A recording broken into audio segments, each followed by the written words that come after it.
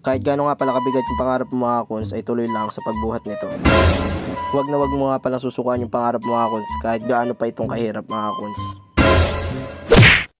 Gaya nga pala ng kahapon mga kuns, maagang maaga ay nagising ako dahil sa alarm. Walang pinagbago mga kuns, ganung oras pa rin ako gumising at sinet itong alarm ko.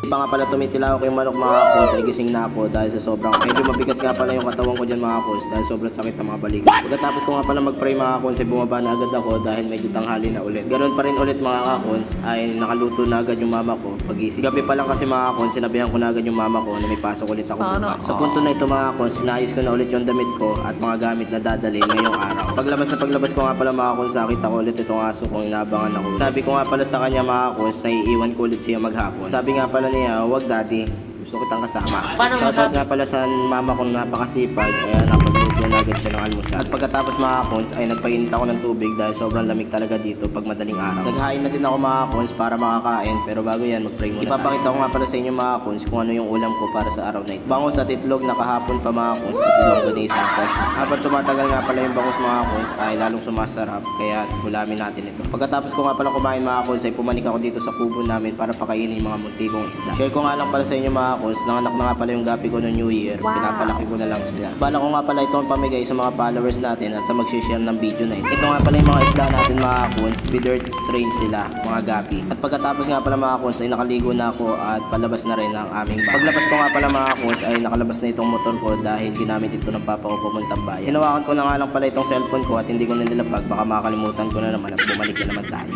Huy, hindi na. At nung nagliwanag na mga kuns ay nakarating na tayo dito sa service namin at sila nga pala ulit yung kasama ko for today's video. So what's up mga kuns sa inyong lahat? Second day nga pala ng work natin. Huy!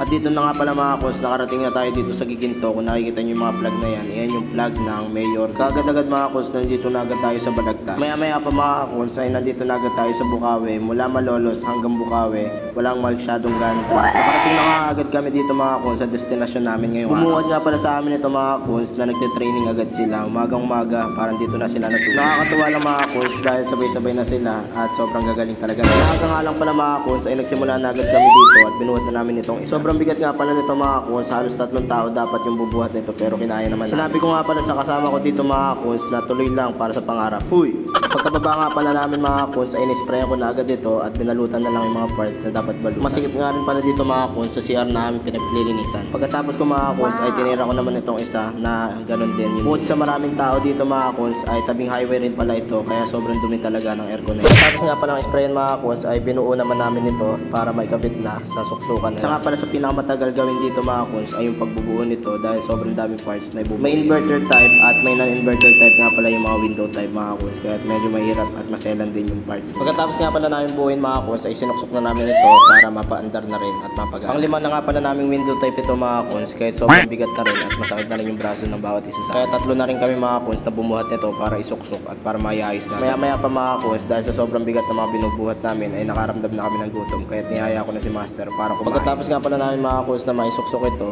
ay kumain na agad kami dahil gutom na gutom na. At ngayon nga mga kuns ay kumain na kami. Ito nga pala yung baon ko mga kuns ngayon. So syempre longganisa ulit yung baon natin kahit kunin ko na ito kanina umaga. Nang makapagpahinga na nga pala kami mga kuns ng konti ay tinira ko na itong split time at nilinis ko na ito na mas. At nang makatapos na nga pala kami mga kuns ay pumanik kami dito at ginawa ng elevator para puntahan si Master. Baka kasing kinakailangan niya ng tulong namin. At nakapatik na nga pala ako dito mga kuns at napakaganda ng view dito. At pagpanik nga pala namin mga kuns, nakita namin itong si Master ay nagbabaglas ng Clown Mountain. At mula nga pala dito mga kuns sa 5th floor ay matatanaw nyo kung gaano kataas at matatanaw nyo rin lahat dito sa ganito mga kuns kaganda yung tanawin dito sa taas. Kaya nga lang mga kuns ay payari na rin kami kaya nagpahangin muna ako dito sa taas. Uy, tara na. Pagkatapos nga pala mga kuns ng lahat ng aming ginagawa, nagligpit na kami at nakayari na kami sa buong maghapon. So yun lang for today's video mga kuns. Bye bye!